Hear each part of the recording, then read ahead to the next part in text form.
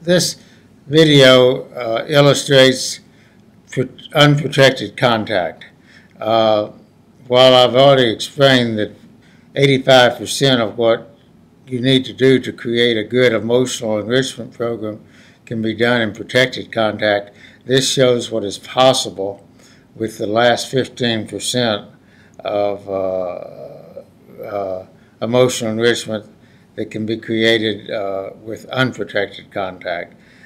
These three tigers in this habitat are 8 years old. There's 2 males and a female.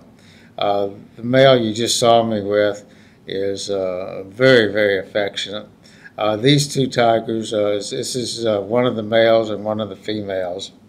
One of the things that I've learned is that when I work with multiple cats, they tend to become more affectionate with each other rather than becoming jealous of each other, as logic might dictate.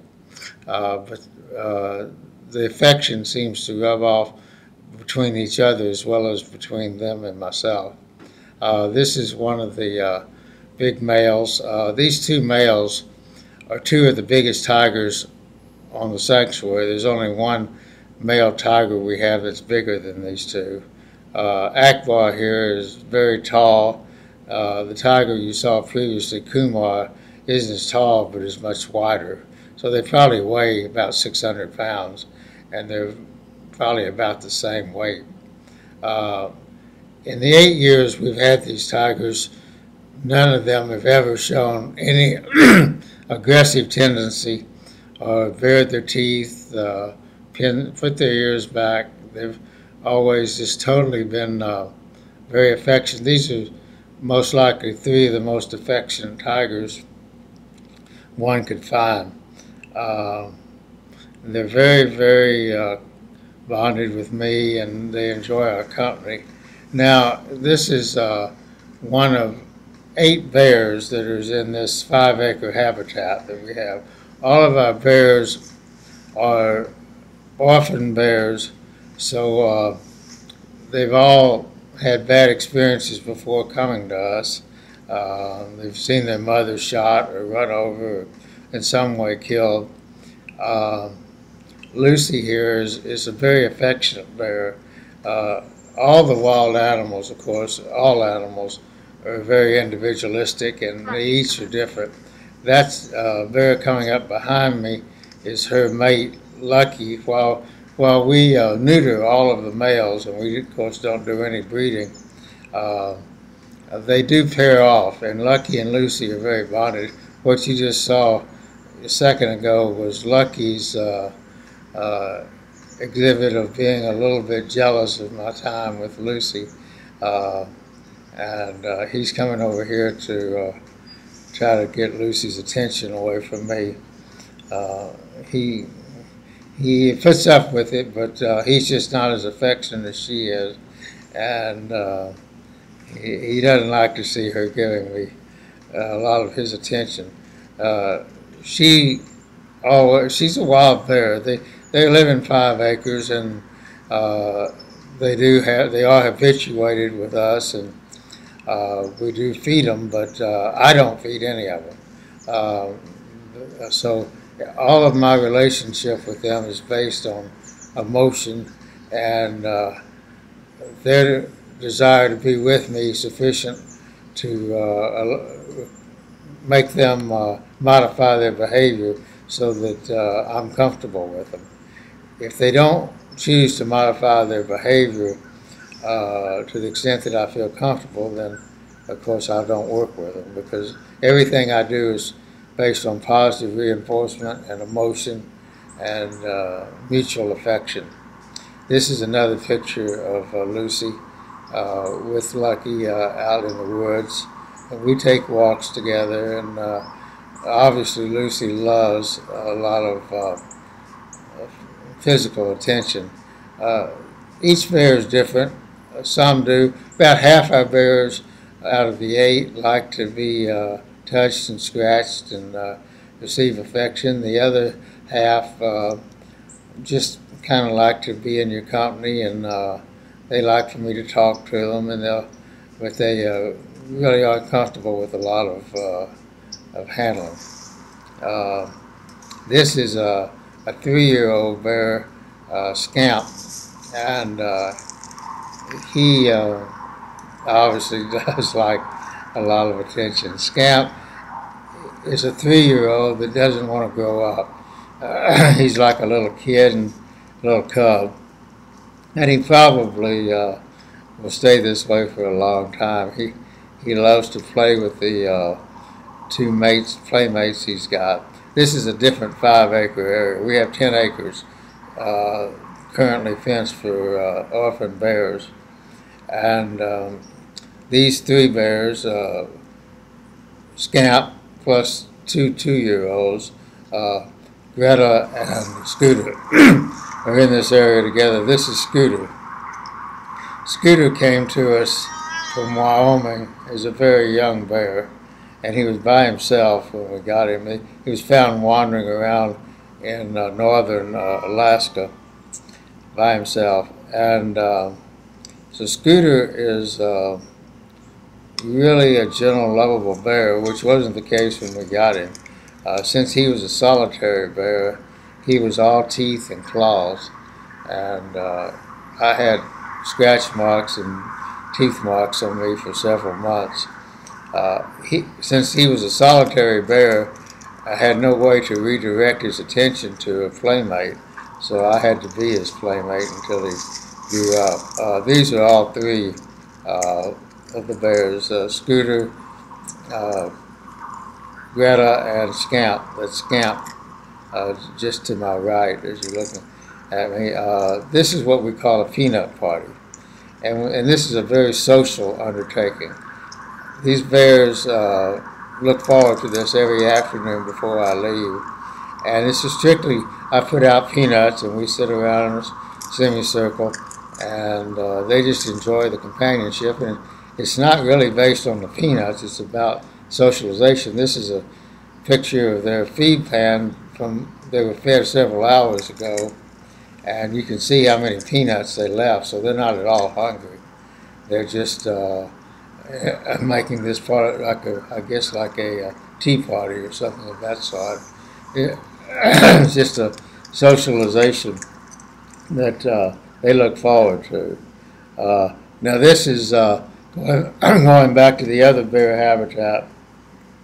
This is a 3-year-old bear named Rascal, and Rascal is one of those bears that likes a lot of physical contact. By the way, with the 11 black bears we have, I've never had a single one of them show any aggression or any malicious or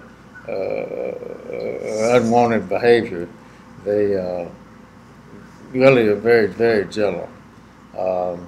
So as I say, some want more physical interaction than others, but they all want companionship. Rascal here loves attention. Now I'm looking up in the tree at Scooter.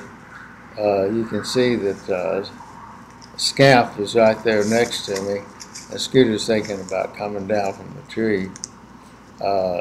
Scamp is showing his childishness right here.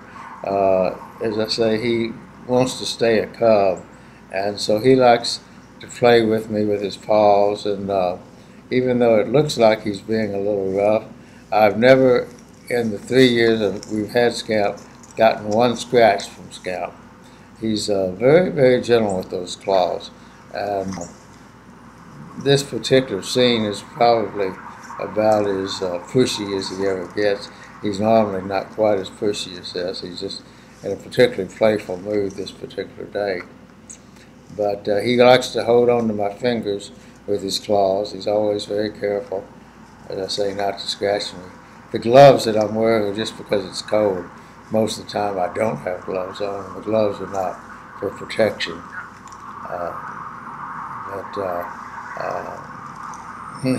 He loves to have his belly scratched, and as do about 4 of the bears. About 4 of them like to lay on their back and have me scratch their belly, and it's something they really look forward to. And a lot of times they'll go to sleep while I'm scratching their belly. But they all show a great deal of affection and really look forward to it. Now this is what I've considered probably the most dangerous tiger we've got on the place out of 23 tigers. This is an intact Siberian male. He's 15 years old, and his name is Caesar. And in an interesting way, I probably trust Caesar more than any other cat on the place because he's very stable, he's very consistent, and our relationship is based on respect.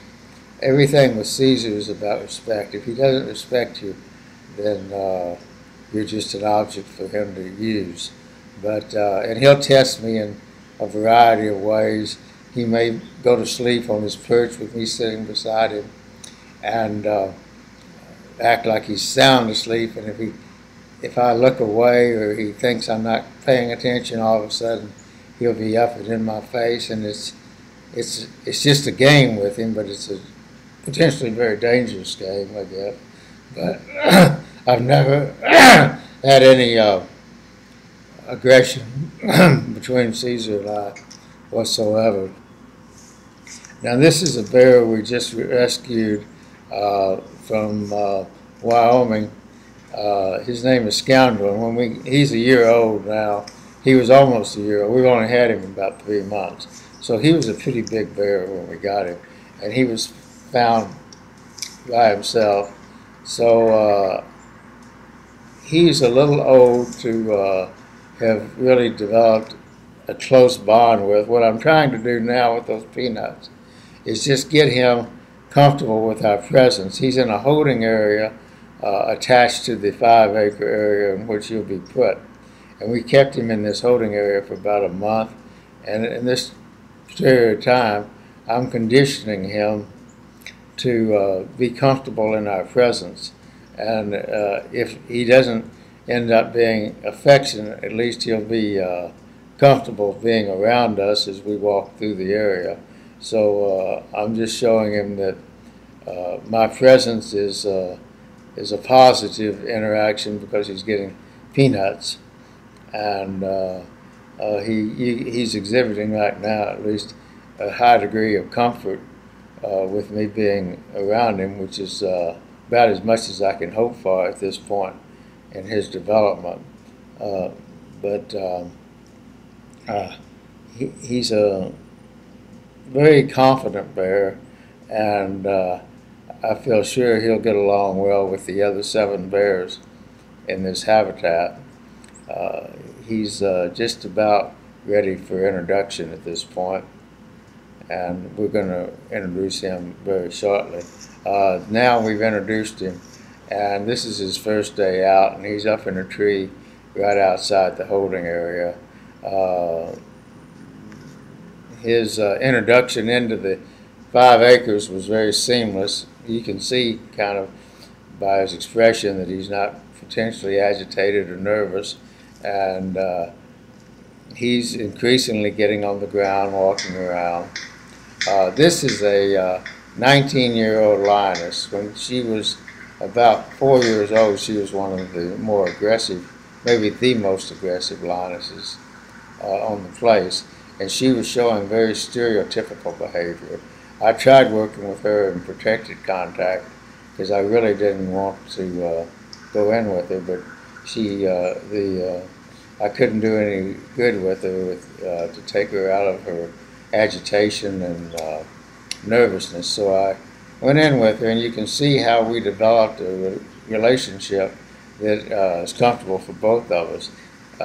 She knows that I know she would mouth my leg if she was close to it, so she just keeps her mouth and head away from my leg, and I scratch her on the back and rear, and it's a symbiotic relationship that works for both of us. And we've been doing this now for about 17 years.